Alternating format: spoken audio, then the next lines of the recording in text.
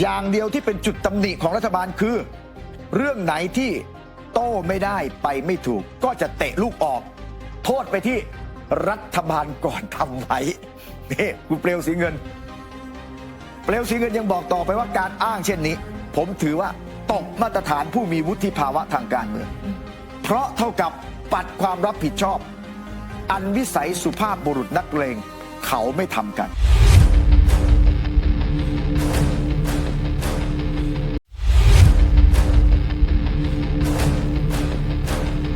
ส่วนที่เห็นอยู่ด้านหลังครับการอภิปรายผ่านพ้นไปเมื่อวานนี้รวมเนี่ย2 วันรำพึงผ่านการอภิปรายเปลวสีเงินคนปลายซอยฮะภาพประกอบเป็นภาพนายกเศรษฐาทวีสินนะคุณเปลวสีเงินบอกว่าฟังฝ่ายค้านเปิดอภิปรายรัฐบาลมา2 วันอยากบอกว่าในภาพรวมฝ่ายค้านทั้งก้าวไกลประชาธิปัตย์อภิปรายมีเนื้อหาเรียกว่าทำหน้าที่ตรวจสอบการทำงานรัฐบาลได้ดีฝ่ายรัฐบาลทั้งนายกทั้งรัฐมนตรีหลายคนเช่น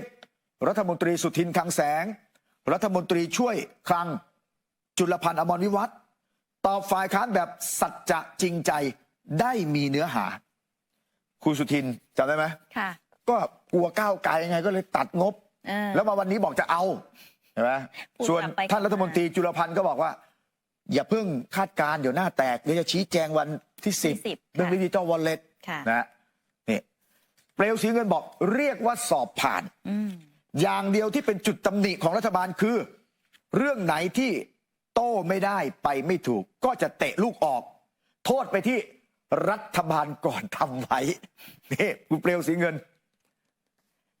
ยังบอกต่อไปว่าการอ้างเช่นนี้ผมถือว่าตกมาตรฐานผู้มีวุฒิภาวะทางการเมืองเพราะเท่ากับปัดความรับผิดชอบอันวิสัยสุภาพบุรุษนักเลงเขาไม่ทำกันเว้นแต่ในกรณีจำเป็นที่ต้องอ้างอิงถึงบ้างเท่านั้นมันถึงจะมีการพาดพิงไปเพราะในความเป็นประเทศประชาธิปไตยระบบสภาจะขาดรัฐบาลบริหารไม่ได้นั่นคือรัฐบาลเก่าไปรัฐบาลใหม่ก็ต้องเข้ามาแตะมือรับงานต่อเนื่องกันไปทันทีไม่ให้งานขาดตอนงานไหนนโยบายไหนที่เห็นว่าไม่เข้าท่าจะโละทิ้งนั่นก็เป็นสิทธิ์ของรัฐบาลใหม่ฉะนั้นจึงเห็นหลายๆงานที่รัฐบาลประยุทธ์ทำไว้รัฐบาลเศรษฐาเข้ามาทำต่อบ้างไม่ทำบ้างก็ไม่มีใครว่าอะไรแม้สิ่งที่สารต่อแล้วเคลมไปเป็นผลงานตัวเองหน้าตาเฉยเช่นรถไฟฟ้าที่รัฐบาลเศรษฐามาปุ๊บไปตัดริบบิ้นเปิดใช้ปั๊บโดยไม่ได้เอ่ยให้เครดิตพลเอกประยุทธ์สักคำตีขลุ่มประหนึ่งว่าเศรษฐาเนรมิตนั่นก็ไม่มีใครว่าอะไรเพราะมันเป็นเรื่องสปิริตสำนึกของแต่ละคนแต่เรื่องไหนฝ่ายค้านโจมตีเช่นนักโทษทิพย์รัฐบาลเศรษฐาหาช่องชิ่งโยนไปที่รัฐบาลประยุทธ์ทันทีว่าทักษิณมาตั้งแต่สมัยรัฐบาลประยุทธ์แล้วถูกส่งไปชั้น14ตั้งแต่สมัยรัฐบาลประยุทธ์แล้วกฎระเบียบพักโทษทำกันตั้งแต่สมัยรัฐบาลประยุทธ์แล้วรัฐบาลเพื่อไทยในคอกนักโทษทักษิณไม่เกี่ยวนะอย่างเรื่องเรือดำน้ำที่มีปัญหาก็โยนไปที่รัฐบาลประยุทธ์รัฐบาลเศรษฐาไม่เกี่ยวจะเห็นว่าที่ดีเคลมเชิงตีขลุ่มเอาไปเป็นผลงานส่วนเรื่องที่มีปัญหาโยนแม่มมันไปเลยว่ารัฐบาลก่อนทำไว้ก็ไม่ผิดหรอกแต่มันไม่ใช่ทั้งหมดและวิสัยสุภาพบุรุษนักบริหารเขาไม่ทำกันแบบนั้นโบราณบอกคนดีชอบแก้ไขคนจันไรชอบแก้ตัวมันเข้าอีรอบนี้มากกว่าถ้าเอะอะเรื่องไม่ดีก็โยนกลองไปรัฐบาลก่อนๆก็ต้องโยนกันไปเป็นทอดๆจากรัฐบาลเศรษฐาวันนี้2567ไปจนถึงรัฐบาลคณะราษฎร2475โน่นเลยไหมอย่างเรื่องพักโทษนักโทษเทวดาภูมิอกภูมิใจโบยว่ากฎระเบียบนั้นรัฐบาลประยุทธ์ออกไว้รัฐบาลนี้ไม่เกี่ยวกฎหมายออกมาแต่สนช.นี่ผมเติมให้เพียงทำตามกฎระเบียบฉะนั้นถ้าว่าเอื้อนักโทษทักษิณก็รัฐบาลประยุทธ์นั่นแหละเอื้อพูดทำนองนี้ฟังดูเหมือนใช่แต่ถ้าฟังให้ดีเหมือนดูศรีถนนชัยปริ้นปล้อนไม่มีใครปฏิเสธว่าการพักนักโทษทักษิณพักโทษเนี่ยไม่ได้ทำตามระเบียบราชทัณฑ์ที่ออกสมัยรัฐบาลประยุทธ์ ซึ่งก็มีนายสมศักดิ์เทพสุทินเป็นรัฐมนตรียุติธรรมขณะนั้นแต่ทุกกฎหมายทุกกฎระเบียบมันเป็นเพียงกรอบปฏิบัติวางไว้กว้างๆเท่านั้นส่วนการนำไปใช้ผู้ใช้ต้องสุจริตจริงใจตรงต่อเจตนารมณ์ของการมีกฎระเบียบนั้นๆและต้องนำไปใช้ให้เคร่งครัดครบถ้วน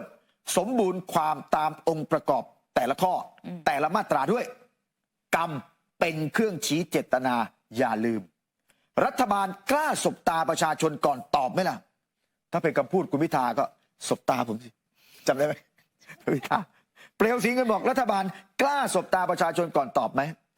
การพักโทษทักษิณนั้นบริสุทธิ์ใจทำตามกฎระเบียบราชทัณฑ์ครบถ้วนไม่มีเจตนาทางเอื้อประโยชน์ให้กับนักโทษทักษิณเลยก็ลองดู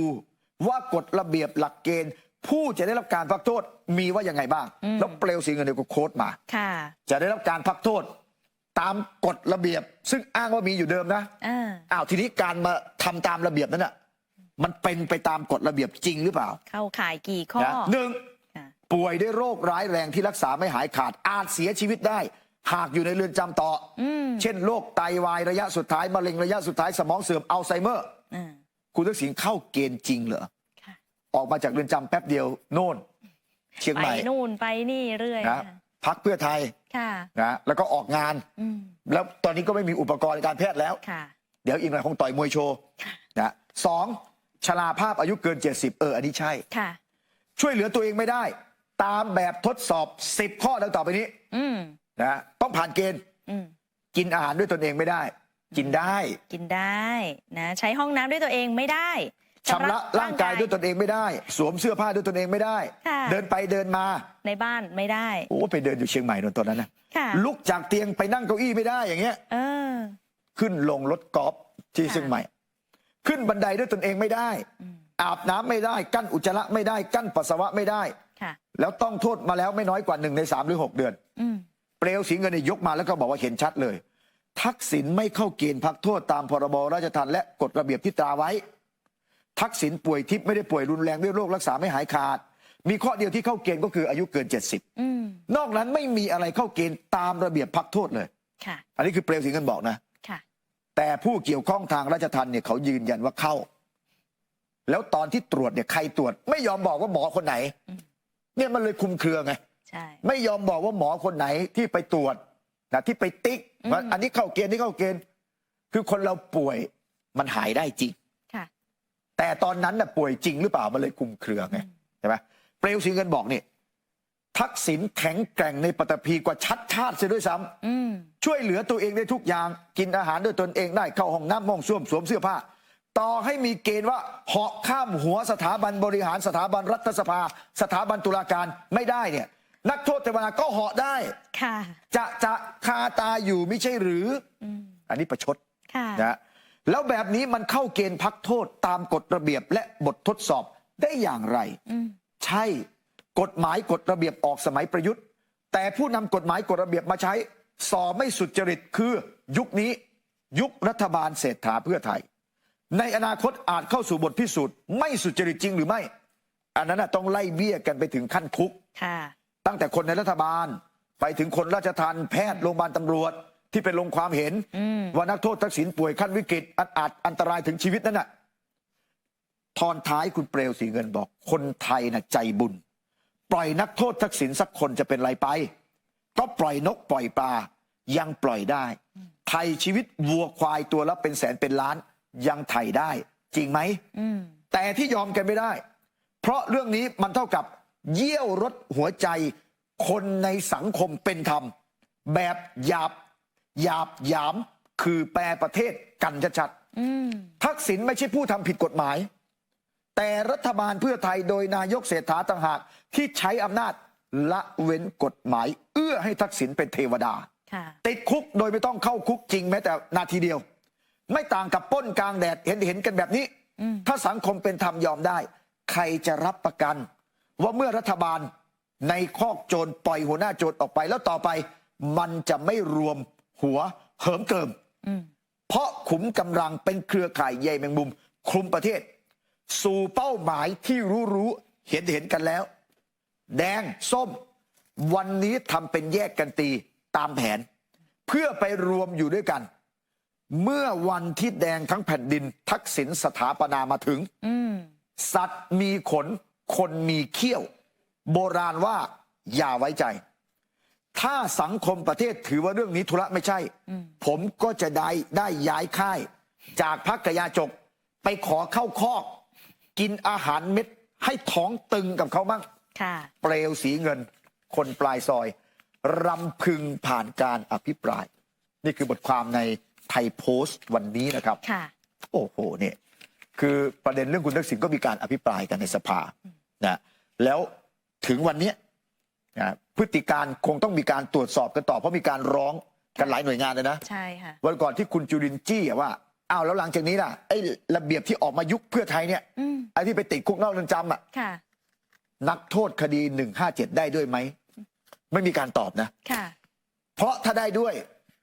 ต่อไปนี้ถ้านักการเมืองมันจะโกงมันจะกลัวกฎหมายไหมล่ะ ก็ไป